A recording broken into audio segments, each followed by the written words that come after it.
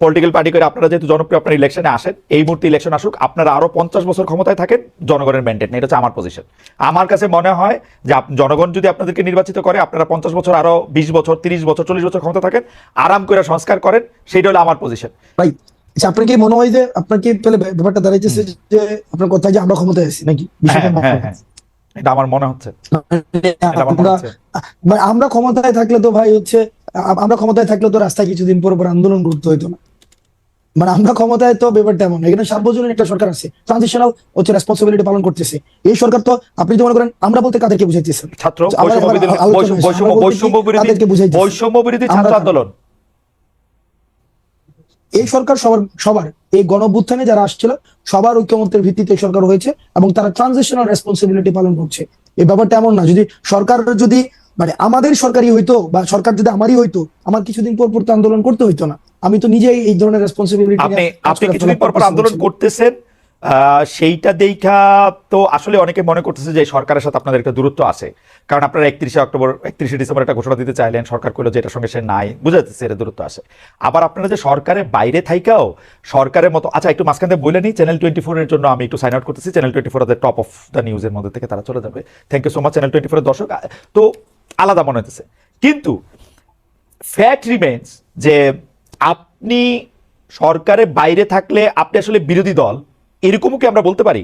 নাকি আপনি সরকারের একটা এক্সটেন্ডেড হ্যান্ড, যার ক্ষমতা আসলে যারা সরকারে থাকতেছে তাদের চেয়েও বেশি? মানে ব্যাপারটা কি এরকম যে সব সমস্যার সমাধান দিতে পারে হাসনাত আর সার্জিস?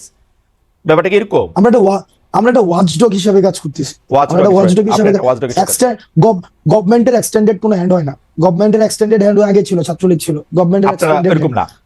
আমরা গভর্নমেন্টের এক্সটেন্ডেড হ্যান্ড যদি হইতো, গভর্নমেন্টের এক্সটেন্ডেড যদি হ্যান্ড হইতো, বিভিন্ন জায়গায় মিসঅ্যাপ্রোপ্রিয়েশন হইতো।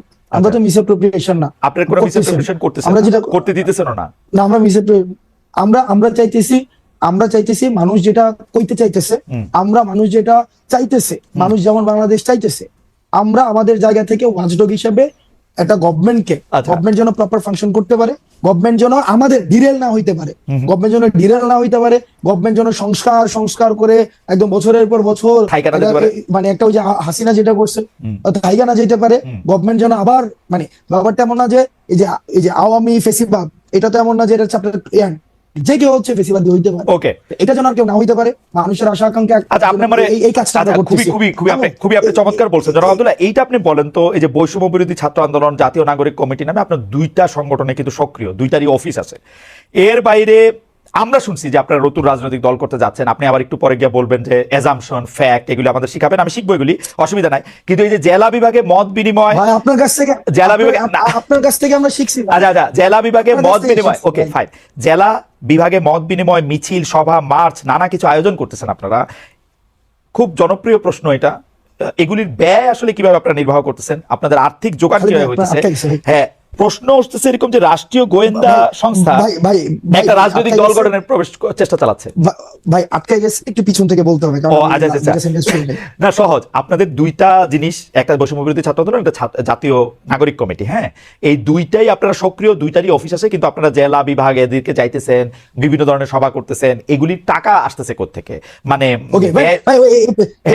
এই প্রশ্নে কেউ কেউ কইতেছে যে আপনাদেরকে ডিজিএফআই, এনএসআই সরকার এরকম টাকা দিচ্ছে, আপনাদের দিয়ে একটা দর করতেছে। বলেন এবার। আচ্ছা খালেদ ভাই, আমি একটা কথা বলি।